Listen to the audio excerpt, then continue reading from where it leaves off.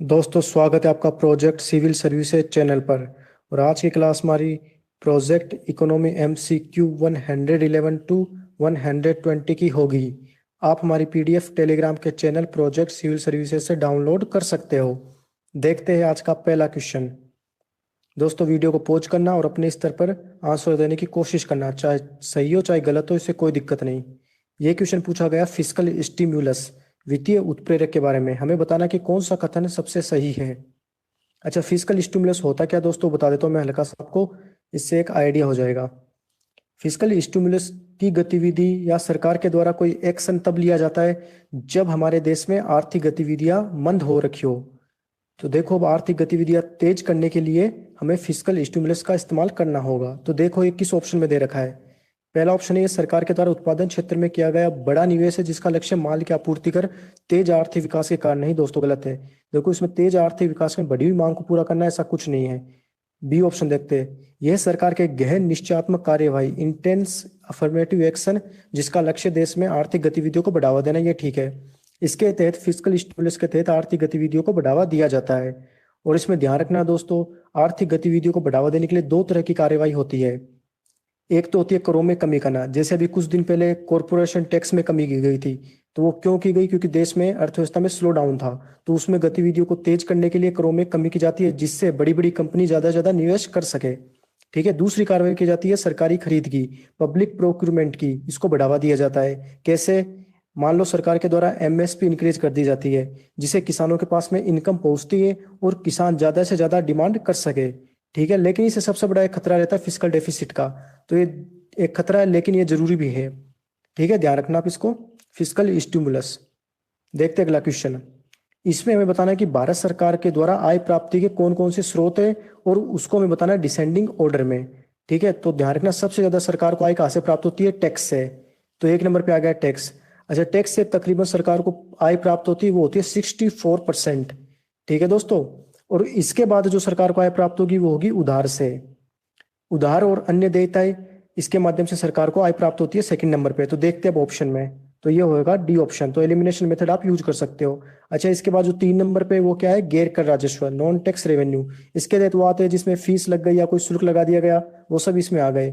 और चार नंबर पे क्या है? गैर ऋण पूंजी प्राप्तियां, जैसे डिस इन्वेस्टमेंट से इनकम या कोई PSU का लाभ जो प्राप्त होता है वो सरकार को दिया जाना। तो वो सब चीजें इसमें आ जाती है। इसके बारे में कुछ और जानकारी देखते हैं। जब भी आप बजट का अध्ययन करोगे तो आपको एक लाइन देखने को मिलती है, सरकार के पास रुपया कहाँ से आता है? रुपी कम्स फ्रॉम। तो सरकार के पास रुपया सबसे ज्यादा आता है कर राजस्व से, 64%। और इसमें दोस्तों आप ये देख सकते हो कि सबसे ज्यादा निगम कर, और उसके बाद GST, और फिर आयकर। तो ये सबसे ज्यादा सरकार को रुपया देने वाले सोर्स है। ठीक है दोस्तों। अच्छा, दो नंबर पे क्या? उधार और अन्य देयताएं। और उसके बाद कर बिन राजस्व, जैसा कि मैंने आपको बता दिया, शुल्क फीस ये सब इसमें आएगी। और ऋण बिन पूंजी प्राप्तियों में क्या आ जाएगा? डिस इन्वेस्टमेंट से कोई प्रॉफिट हो गया या किसी PSU ने सरकार को कोई लाभांश दे दिया। देखते हैं अगला क्वेश्चन। हमने लास्ट क्वेश्चन में देखा था सरकार को रुपया कहाँ से आता है, इसमें हम देख रहे हैं सरकार का रुपया कहाँ जाता है। तो इसको भी हमें बताना है डिसेंडिंग ऑर्डर में। तो सबसे पहले सरकार को रुपया कहाँ से आता था? टैक्स से। तो सरकार का जो रुपया जाता है वो भी टैक्स के माध्यम से ही राज्यों को एक हिस्सा चला जाता है। तो इसमें एक नंबर पे क्या जाएगा? करों एवं शुल्कों में राज्यों का हिस्सा। दो नंबर पे क्या था? कि सरकार उधार लेती है, तो सरकार को वापस उसका ब्याज तो देना ही होगा। तो ये भी दो नंबर पे आ जाएगा, ब्याज अदायगी। तो देखते हैं एक और दो किस में है। ये A और B में है, तो C और D तो वैसे ही गलत हो गए। अच्छा, तीसरा क्या है? केंद्रीय क्षेत्र की योजना और केंद्रीय प्रायोजित योजनाएं। अगर आपको इसका कॉन्सेप्ट पता है तो आप इसको सही कर दोगे।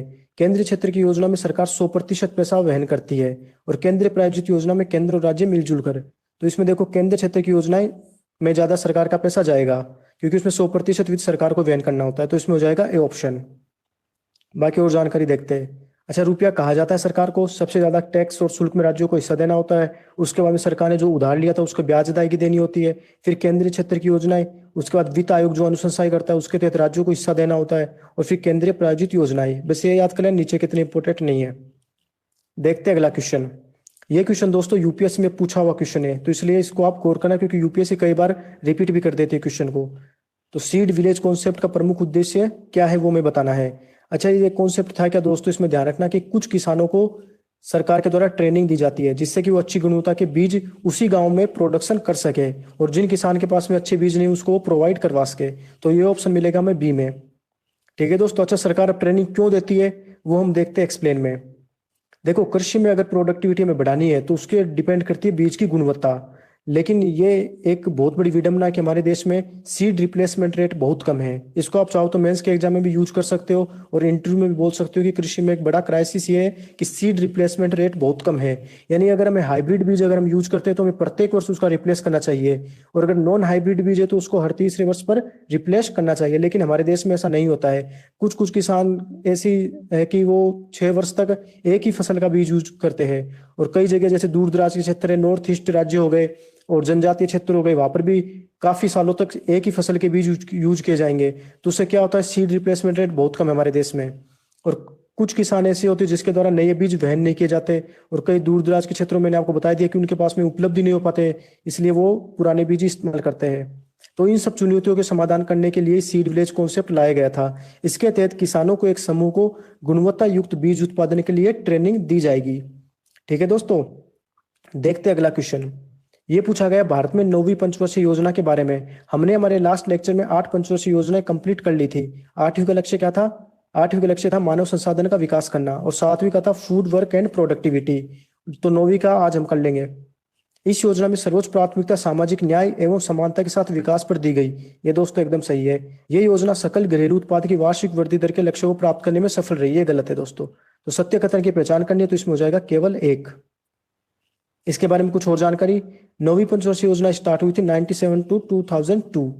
प्राथमिकता सामाजिक न्याय और समानता के साथ विकास पर, और इसमें कृषि, ग्रामीण विकास, रोजगार सृजित करना, क्षेत्रीय संतुलन, देखो क्षेत्रीय संतुलन जैसे मुद्दे भी इसमें आ गए थे, पर्यावरण वाले जैसे मुद्दे भी आ गए थे, पंचायती राज संस्थाओं, इन सब पर फोकस किया गया। लेकिन ये योजना सफल योजना नहीं थी, और अंतर्राष्ट्रीय मंदी उसमें कारण बताया गया कि इस वजह से यह सफल नहीं हो पाई। बाकी इसके फैक्ट याद करने की आपको आवश्यकता नहीं है। ये क्वेश्चन है रीस्किलिंग रिवॉल्यूशन इनिशिएटिव के बारे में, जिसका टारगेट क्या है, 2030 तक 1 बिलियन लोगों को बेहतर शिक्षा, कौशल और रोजगार प्रदान करना।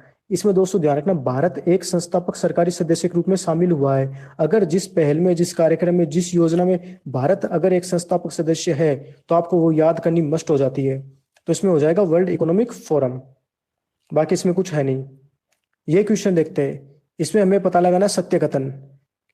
तो देखते हैं पहला कथन, केंद्रीय क्षेत्र की योजना वे योजनाएं होती है जिसमें 100% वित्त केंद्र सरकार के द्वारा वहन किया जाता है। ठीक है दोस्तों, ये केंद्रीय प्रायोजित योजनाएं वे योजनाएं होती है जिसमें केंद्र एवं राज्य सरकारें वित्त का वहन करती है। ये भी ठीक है। Core of the core schemes centrally sector scheme का एक भाग है जिसको अन्य योजनाओं की तुलना में अधिक प्राथमिकता दी जाती है। ये गलत हो गया। Core of the core scheme centrally sponsored scheme का पार्ट होती है, ना कि सेंट्रल सेक्टर स्कीम का। तो इसमें हो जाएगा ए ऑप्शन, 1 और 2। इसके बारे में और इन्फॉर्मेशन देखते हैं। ध्यान रखना, योजनाओं के प्रकार 2 तरह के होते हैं। एक तो होती है केंद्रीय क्षेत्र की योजनाएं, एक होती है केंद्रीय प्रायोजित योजनाएं। केंद्रीय क्षेत्र की योजना में 100% वित्त का वहन केंद्र सरकार करती है, जैसे कि यूरिया सब्सिडी, जिसमें 100% वित्त का वहन केंद्र सरकार ही करेगी। जन औषधि स्कीम, भारत नेट, ये सब इसके उदाहरण है। केंद्रीय प्रायोजित योजना में ऐसा नहीं होता, उसमें केंद्र और राज्य मिलजुल करके वहन करेगी। चाहे वो 60-40 भी हो सकता है, 90-10 भी हो सकता है, 50-50 भी हो सकता है, वो सब उसमें होते हैं। लेकिन इसमें इंपॉर्टेंट क्या है, कोर ऑफ द कोर योजनाएं। इनका सिंपल सा मतलब है कि इन 6 योजनाओं को ज्यादा प्राथमिकता दी जाएगी जो कोर स्कीम है उनकी तुलना में। ठीक है, जो कोर स्कीम में जितने भी योजनाओं का लिस्ट है वो आपको याद करने की आवश्यकता नहीं है। बस आप ये देख लेना कि इन 6 योजनाओं को ज्यादा प्राथमिकता दी जाती है जो core of the core schemes है, जिसमें 1 नंबर पे हो गई मनरेगा, 2 नंबर पे national social assistance programme, 3 number पे एससी अम्ब्रेला स्कीम, 4 पर एसटी की अम्ब्रेला स्कीम, 5 पर अल्पसंख्यकों के लिए अम्ब्रेला स्कीम, और 6 पर अन्य वंचित समूह के लिए योजनाएं। तो ये 6 टोटल है जिस पर core of the core scheme का टैग है। लेकिन इसमें एक एक्सेप्शन है दोस्तों कि NSAP national social assistance programme 100% केंद्र सरकार के द्वारा वित्त का वहन किया जाता है। तो ये आप ध्यान रखना। देखते हैं अगला क्वेश्चन। ये क्वेश्चन पूछा गया है स्ट्रेटेजिक डिसइन्वेस्टमेंट के बारे में कि इसकी सर्वोत्तम व्याख्या कौन सा वाक्य करेगा। देखते हैं, सरकारी कंपनियां या सार्वजनिक क्षेत्र के निकायों पीएसयू सीपीएससी में सरकार के द्वारा अपनी हिस्सेदारी घटाकर 0% कर लेना। ठीक है दोस्तों, तो ये 0% कर लेना ऐसा कुछ नहीं है। सरकारी कंपनियां या सार्वजनिक क्षेत्र के निकायों में सरकार के द्वारा अपनी हिस्सेदारी घटाकर 70% तक रखना, ये भी दोस्तों गलत हो गया। सरकारी कंपनियां सार्वजनिक क्षेत्र के निकाय में सरकार के द्वारा अपनी हिस्सेदारी घटाकर 51% तक रखना, यह भी दोस्तों गलत हो गया, क्योंकि 51% तक रखना बोलता है डिस इन्वेस्टमेंट को। तो ये सिंपल डिस इन्वेस्टमेंट की अगर परिभाषा पूछते तो हम ये स्टेटमेंट सही कर देते कि सरकारी कंपनियां या सार्वजनिक क्षेत्र के निकाय में सरकार के द्वारा अपनी हिस्सेदारी घटाकर 51% तक रखी जाती है, उसे बोलते हैं डिस इन्वेस्टमेंट। लेकिन इन्वेस्टमेंट क्या होता है उसका सबसे सही व्याख्या करते हैं डी स्टेटमेंट। कैसे कि सरकारी कंपनी या सार्वजनिक क्षेत्र के निकाय में सरकार के द्वारा अपनी हिस्सेदारी घटाकर 50% से कम कर ली जाती है। दोस्तों ध्यान रखना कि पहले इसको बोलते थे निजीकरण, यानी सीधी सीधी प्राइवेट फर्म, प्राइवेट कंपनी को शेयर होल्डिंग दी जा रही है। लेकिन नीति आयोग ने एक उपाय सुझाया था कि इस आलोचना से बचने के लिए हम एक शब्द इस्तेमाल करते हैं स्ट्रेटेजिक डिसइन्वेस्टमेंट। तो उसके बाद 50% से अगर कम हिस्सेदारी सरकार रखती है और 50% से ऊपर यानी 49 से ऊपर 51% होती है प्राइवेट फर्म के पास, अगर वो दे दी जाती है तो उसे बोलेंगे स्ट्रेटेजिक डिसइन्वेस्टमेंट। ठीक है दोस्तों, तो 51 रह गई निजी फर्म के पास में या फिर प्राइवेट फर्म के पास में, और 50 से कम यानी 49% रह गई सरकारी फर्म के पास में, सरकार के पास में। ठीक है, देखते कुछ और जानकारी। विनिवेश क्या होता है, जिसमें 51% तक हिस्सेदारी सरकार के पास रहती है, और रणनीतिक विनिवेश में क्या होता है 49% तक हिस्सेदारी सरकार के पास रहेगी और 51 के आस ऊपर या 51 निजी अभिकर्ता के पास। ठीक है, देखते हैं अगला क्वेश्चन। ये क्वेश्चन है औद्योगिक उत्पादन सूचकांक, इंडेक्स ऑफ इंडस्ट्रियल प्रोडक्शन के बारे में पूछा गया है। ये 2 से 3 बार यूपीएससी पूछ रखी है, तो इसलिए ये इंपोर्टेंट हो जाता हमारे लिए। इसको रिलीज कौन करता है, सीएसओ, जो सांख्यिकी और कार्यक्रम कार्यान्वयन मंत्रालय के अधीन आता है। ठीक है, इसमें सबसे अधिक भार किस पे होगा, रिफाइनरी प्रोडक्ट। इसमें दोस्तों एक 8 कोर इंडस्ट्रीज का एक होता है जिसमें 8 इंडस्ट्री के बारे में बताया हुआ है, उसमें सबसे ज्यादा भार या वेट किसका होता है, रिफाइनरी प्रोडक्ट का। तो ये आप ध्यान रखना, तो इसमें हो जाएगा सी, यानी दोनों ही ठीक है। इसके बारे में कुछ और जानकारी देख लेते हैं। इसको रिलीज कौन करता है, सीएसओ एमओएसपीआई के अधीन आने वाला निकाय, और बेस ईयर क्या है 2011 to 12 है।